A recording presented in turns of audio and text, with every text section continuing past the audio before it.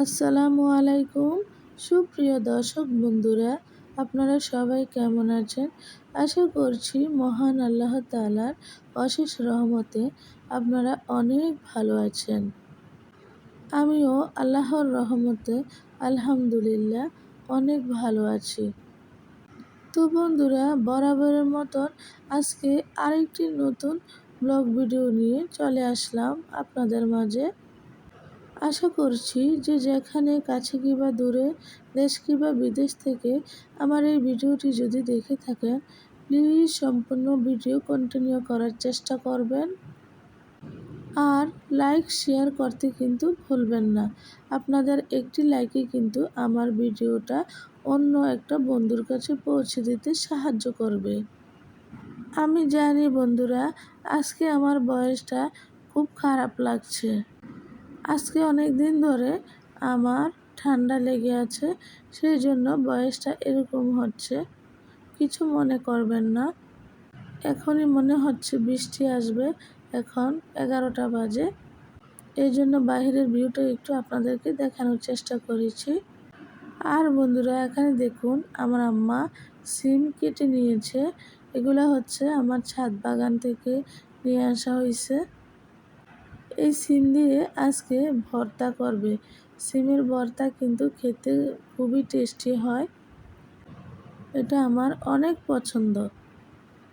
সিমগুলোকে আমার আম্মা ধুয়ে একটা পাতিলে নিয়েছে, চুলায় বসিয়ে দিবে এখন সিমগুলো সিদ্ধ হওয়া পর্যন্ত। এই তো বন্ধুরা দেখুন, সিমের পানি শুকিয়ে গেছে, সিমটাও সিদ্ধ হয়ে গেছে। এখন আমার মা এটাকে একটু পোড়া পোড়া করবে, এতে করে ভর্তার থেকে অনেক সুন্দর একটি ঘ্রাণ আসে। তো আপনারা হয়তো দেখতে পাচ্ছেন এখানে কয়েক টুকরো আস্ত রসুন দেওয়া হয়েছে। আস্ত রসুন দেওয়ার কারণে কিন্তু ভর্তার টেস্ট আরও বেশি ভালো হয়। বন্ধুরা, এই পর্যায়ে চুলার আঁচটা একটু মিডিয়ামে রাখতে হবে, না হয় নিচ থেকে পোড়া লেগে যাবে। এই তো একটা বাটিতে নিয়ে নিয়েছে আমার আম্মা সিমগুলো। এখানে দেখুন রসুন, মরিচ টেলে নিয়েছে, আর হচ্ছে ধনিয়া পাতা কেটে নিয়েছে, আর সামান্য পরিমাণে মানে স্বাদ অনুযায়ী লবণ নিয়েছে। এখন ভালো করে চটকিয়ে মেখে নিতে হবে রসুন আর মরিচ। হাতে মরিচ লাগলে আমার খুব জ্বলে, সেজন্য আমার ছোট বোনকে দিয়েছি যে তুমি ভর্তাটা বানিয়ে ফেলো, মরিচ মাখো। আমি ভর্তা খেতে পারি ঠিকই, কিন্তু ভর্তা বানাতে অত একটা পারি না। বলতে আমি হাতে মরিচ ধরতে পারি না, মোট কথা ধরলেই আমার হাত জ্বলে যায়। তো বন্ধুরা, এখানে দেখুন পেঁয়াজ কুচি দিয়ে দিয়েছে প্রায় 1 কাপ পরিমাণ, আর সর্ষের তেল দিল প্রায় 2 টেবিল চামচ পরিমাণ, দিয়ে ভালো করে এটাকে মেখে নিতে হবে।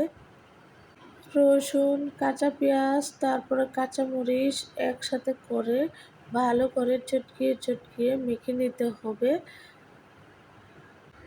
এখন বন্ধুরা, যে সিমগুলো টেলে রেখেছে এটাকে এভাবে, তো বন্ধুরা এখন যে সিমগুলো টেলে রেখেছিলাম সেই সিমগুলো চটকিয়ে নিয়েছে হাত দিয়ে।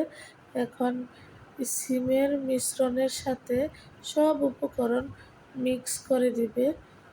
অলরেডি ভর্তা বানানো হয়ে গেছে। দেখুন বন্ধুরা, আমার বোন আমাকে ভাত বেড়ে দিয়েছে খাওয়ার জন্য। একটু সিমের ভর্তা নিলাম, সাথে লাল শাকও ছিল আজকে, লাল শাকও নিলাম। বন্ধুরা, আমার আম্মার রান্না কিন্তু এখনও পুরোপুরি শেষ হয় নাই। এদিক দিয়ে সিমের ভর্তা দেখে আমার তো আর তর সইছে না, সেই জন্য আমি ভাত খেতে বসে গেছি। আপনারা দেখেন আমার মা আরও কি রান্না করছে। এখানে হচ্ছে কাঁকরোল আর আলু ভাজি একসাথে করে নিয়েছে। ভাজিটাও খুব টেস্ট হয়েছিল খেতে। আমাদের এদিকে কাঁকরোলটা মাছ দিয়ে বেশি একটা পছন্দ না। কিছু কিছু মানুষ আছে যে গরুর মাংস দিয়ে কাঁকরোল দিয়ে রান্না করে, হয়তো বা ওদের কাছে ভালো লাগে, কিন্তু আমার কাছে কাঁকরোল ভাজিটাই ভালো লাগে। মাছ দিয়ে রান্না করলেও আমার কাছে ভালো লাগে না।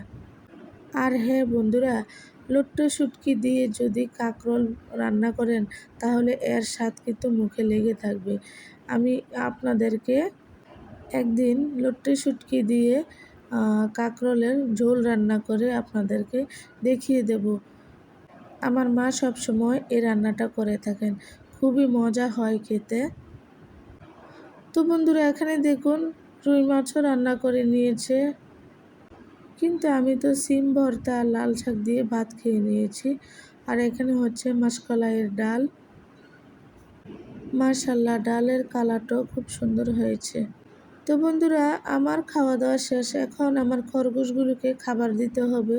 তো এই তো দেখুন না, ওদেরকে আজকে ঘাস দেওয়া হয় নাই, কারণ বাজারে কেউ যেতে পারছে না, সেজন্য আমি একটু ভুসি দিলাম। প্রথমে ভেবেছিলাম যে ভুসি খাবে না, না ভুসিগুলো দেওয়াতে খুব খুশি হচ্ছে ওরা, ওরা মনের সুখে খাবার খাচ্ছে, আপনারা হয়তো দেখেই বুঝতে পারছেন। আমার খরগোশ ছানাগুলোর দুইটা নাম রাখা দরকার, ওদেরকে এই নামে ডাক দিলে কাছে আসবে। আপনারা একটু কমেন্ট করে জানিয়ে দিবেন আমার দুইটা খরগোশের নাম কি লিখব। আর আপনারা যদি বাড়িতে কেউ খরগোশ পালেন তাহলে আমাকে একটু টিপস দিয়েন, কিভাবে খরগোশকে লালন পালন করতে হয় আর কি কি খাবার দিতে হয়। বন্ধুরা আজকের মতো এখানেই বিদায় নিচ্ছি, সবাই ভালো থাকবেন, সুস্থ থাকবেন, আল্লাহ হাফেজ।